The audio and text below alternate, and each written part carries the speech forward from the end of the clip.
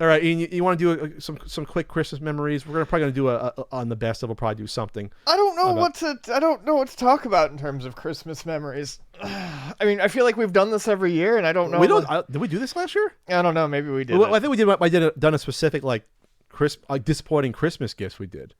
I think we did that last year. Oh, as our topic. I feel we should do like a Christmas topic, even if it's like Christmas food or something. Christmas food memories. Is that enough to get enough mileage out of it? I'm doing Christmas food in. I'm doing Christmas food in 2 hours and 20 minutes with the other podcast. But for Christmas food, yeah, I mean, I can talk about. I mean, for me, I always Christmas to me, I don't really think about an actual meal per se, but I do remember all of my all the cookies my grandma Ferguson used to make. She was not a cook. She didn't particularly like cooking. She didn't do a lot of cooking, but every year she would spend like a freaking week doing Christmas cookies, and she would have multiple varieties. We're talking she would make like anywhere from 6 to 10 different types of 6 cookies. to 10. Oh yeah, my mom does 4. I think that's a lot. Yeah, I think that's a lot too. Yeah. My sister-in-law just sent Vonnie and I some cookies, and she did 4 different varieties, and I was like, it's a lot of work to be doing all that. Oh yeah. Especially if you're doing it by yourself, and my grandma would always do them for, every member of the family would get a box, so there'd be like my mom and my dad, my brother and I would get them, and then I had cousins. It's a full day of baking. Yeah. For her, it was definitely, the thing. But yeah, like otherwise, like with food, I don't think of necessarily a ton. Christmas party, I go out and I get a good meal, and then you had a nice steak dinner. I heard. I did. Let's talk about the steak dinner. So I can talk about so the Luna Christmas parties. It's funny. They used to be notoriously crazy. I came home from one without my shoes once. Yep, lost my shoes. Just fucking lost my shoes. Dude, I've lost my shoes twice in my life. What do you just kick them over the bar? Just relax? I don't know. That's good. It's part of the problem. Yeah, there was a Luna Christmas party where we ended up on the beach drunk, firing Roman candles at each other. That was a fun year. Someone had Roman candles? Yeah. That was good. Watching the sunrise as you fire Roman candles at each other after a night of heavy drinking. But the past few years, the Luna Christmas parties have gotten far tamer. I'm getting far more tame in my old age. Trig's got kids, and honestly, I think Trig's the one that would probably party more than anyone. But our other coworkers, aren't as crazy as our old coworkers were. So, anyways, we went to this place called Born and Raised. It's a steakhouse in Little Italy, I think, is where it is in San Diego. And I'm a person who I'm not like a big steakhouse person. I don't go for steaks all the time. I don't dislike steak, but I don't either. There's just a billion different things that I mean, like I like to cook and mix with ingredients and stuff. And with a steak, generally, if a steak is good enough, it's to the point where you're not supposed to really be putting anything on it, sauce. I just don't like. I don't get any joy from cooking. You cooking can rub red some meat. seasoning on it, but Yeah. Or maybe you cook it like in some butter or something. Yeah. But we went and I got a dry aged on the bone New York strip steak, and it was a fucking revelation. It was so good, and I always say, I have a lot of good meals. I have a lot of great meals every year. I like to cook. There's a lot of good restaurants. Vonnie's a good cook, but I haven't had a meal that really kind of shook me to or woke me up to something in a long time. I'd never had a dry aged steak like that before, and it was wild. So Did you have any sides with it or no? I did whipped potatoes. I did mushrooms fricassee. We all split a bunch of sides. And that was something that I'm gonna actually be trying to make. Is the mushrooms fricassee was really good. What the hell's fricassee? Well, I don't know what if it, I'm Are assuming you pronouncing it correctly. Yeah, it's fricassee. It's a wine sauce? No, it was so they were like sautéed mushrooms. I'm sure there was a sauce of some sort, but the big serving thing was it came with a whole egg yolk on top, and the egg yolk was stirred in before you eat it. and it was freaking delicious. I love It mushrooms. was fricassee and delicious. It was fricassee and delicious. I'll look up right now about what the hell's in here. Yeah, I'm looking right. Fricassee. So there's like an egg base to it, egg yolk base to the mushrooms. Yeah, Right. exactly. Okay. There's champagne vinegar, there's shallot, there's thyme, there's pepper. Okay, it sounds interesting. I don't think I've ever had it in my life. Yeah, it's fucking So delicious. you had a real steak or a steakhouse where you can buy just steak. Yeah, and it was just, oh god, it was. Okay, I might have to do it sometime. Yeah. I've never done that. I never went to a high-end steakhouse in my life.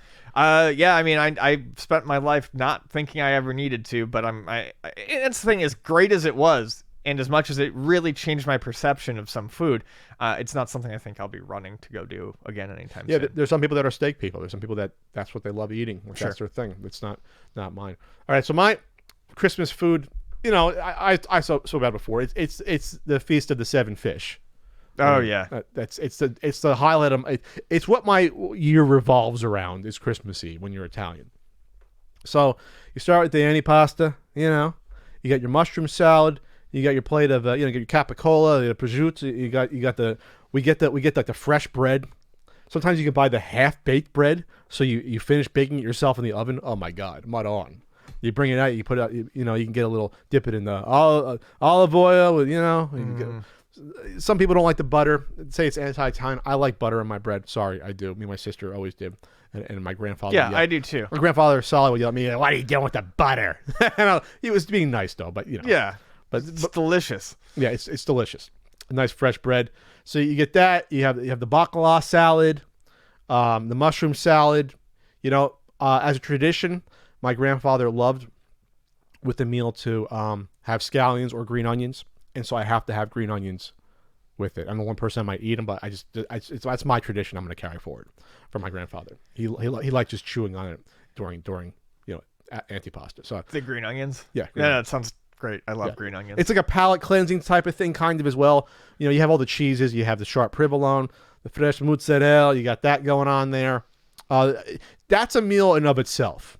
Oh yeah, I'm stuffed after that. Like the amount of food I used to eat has gone down precipitously as I've gotten older. But I'd say like in my early to mid 20s, even when I was not, I wasn't like that overweight, but like I could pound 2 full plates full of like antipasta. Like I could just pound it, and that's like that's like a pound of cheese in of itself. Not counting like the salami and things like that are out there rolled up ready for you to engorge on, and like having probably like 8 slices of freaking bread. I'm not even exaggerating. Like you have to like scoop up the. Oh, yeah, no, I like the believe mushroom salad has like the oils and everything. You scoop it up. It's like I'm salivating onto myself now, but that's like step one. That's like an hour of just that. Then you rest for like 20 minutes, and then you get a bunch of fish. And this work could change up. You usually have some sort of linguine with clam sauce. You'll get like some fried fishes. You'll get some shrimps there. Some could be fried shrimp or some sort of like grilled shrimp thing. Octopus we'd have like the little rings, calamari, things like that, where it's a variety of fish. You got to count to 7 and get there somehow. So you might cheat and include anchovies in the antipasta. Sure. But that's what you did. There's always usually linguine and clam sauce that's thrown in there. That's like 2 courses there too. And then by then you're like suffering. You're like, okay, no mas. But no, because now we got dessert. That's nothing. Now we got the Italian pastries coming out. You got the cookies coming out, the Italian cookies. The cookies my mom would always make like the peanut butter with the half dipped chocolate. I think I've given you some before. Yeah, those are good. The green Christmas tree cookies that have cream cheese in them. They're delicious. I love the chocolate with the powdered sugar on the top. Yes. Those are like incredible. But then that's all right. Cannolis. You got your Shruyadel. I'm not saying it correctly because it's like Svazdel, whatever. You got your butterflies, which don't exist anymore. No one makes them. They're like the little Italian little cupcake sort of thing. Napoleons, which is like my favorite Italian pastry. Strufoli, which I always order from back east because no one makes it in San Diego County, which are honey balls. I ever give you some to try? No. I never gave you some. This year I will. I feel bad. I ordered every year from Circo's Deli, Italian bakery in New York. In New Jersey, you can get it. You can't get it in San Diego. One time someone tried making it here, especially for Frank, and they were awful. They were like I remember you telling giant me, yeah. puff balls. No. And my grandma used to make them, and it takes like 4 hours to make strufoli. You got to chop up the dough, and you got to deep fry it, the honey and the they're not Jimmy's. The circular sprinkled colored things. They're like Jimmy's, I guess. That's what they're called. Nonpareils or whatever. Whatever they're called. Yeah. And then you put like nuts in it, and you put cherries in there. Oh my God, it's the best thing ever. So this meal lasts, Ian, about 6 hours. This meal, all in all, because with breaks, you start eating at like maybe like 5 hours. You start at like 7 with the antipasta.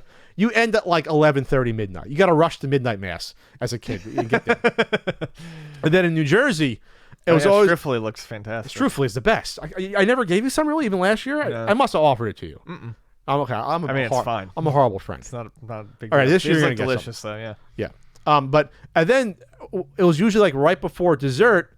Back in Jersey, it still goes on. The local firehouse would come around with the lights going, and then Santa's on the fire engine. And if you're a kid, you could stop. He would like stop and say hi for you for like a second and go around. I remember that in Buffalo. They did that too? Yeah, That was a a big thing? thing. Yeah, Santa on a fire truck, and they'd run him around the. Is that an East Coast thing? Maybe Maybe. it doesn't happen around here. No, it doesn't. Yeah. Because now people would be scared. Yeah, they go around the neighborhood with that, and so that was like, I guess my food memories was that, and that's continued forward. And I would say that will be my tradition. That's like the biggest Italian or Italian American tradition I'll probably hold, even if I have a family, is I'll try to at least do that. Is have the Christmas Eve meal, because that's like the biggest connection, I guess, to even Italy with the fish and everything. Sure. Yeah. Is that, and it's important. And of course, the Italian pastries, which are incredible, and it's good. They're that out of control. It's good that you can't eat them all year round, because I'd have a heart attack by now. Yes. I mean, you can go to some. I mean, you get mini cannolis here and there, but you don't get the full array unless you go down to Little Italy. Well, there's still only 3 Italian bakers, I think, in all of San Diego County. There's not a huge amount of them. You know, it's a tough gig. There's not a huge amount of Italians here in San Diego. And then, of course, on Christmas Day is when you have your traditional ginzan food. You have like your stuffed shells, and you have your meatballs and sausage, and Delicious. that would usually happen on Christmas Day. And that was a day we usually traveled to see like relatives. Like for Christmas Eve, it'd be like my dad and his brother and the cousin. I only have one cousin on my dad's side, and like those grandparents. And the next day would be when you visit the other side. You'd go around. You know, that's how it worked. You had to like go visit here and there. So that's when that's the most nostalgic I get for family is around Christmas Eve. Not even the presents don't even matter. Like that's to me, like I don't need anything. It's really just the food and being around. I just like people. I just like being around because I get along well with my family. So Christmas to me was always let's eat and let's hang out. That was kind of my thing. Yeah. So there you go. That's my Christmas memories about.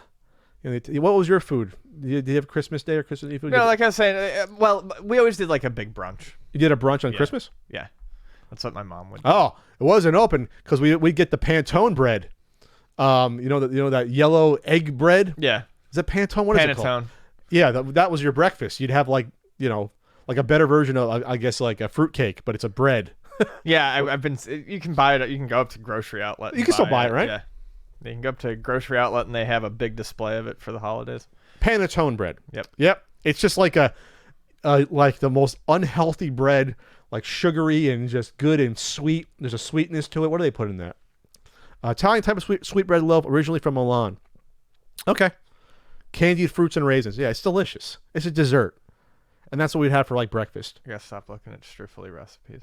You want to try it? It's tough, but you can do it. You need a deep fryer though. Yeah, I guess you can do it in a. I've got a cast iron pan. Okay. Yeah. All right. I'll fund you, Ian. I'll put the funds in to do it.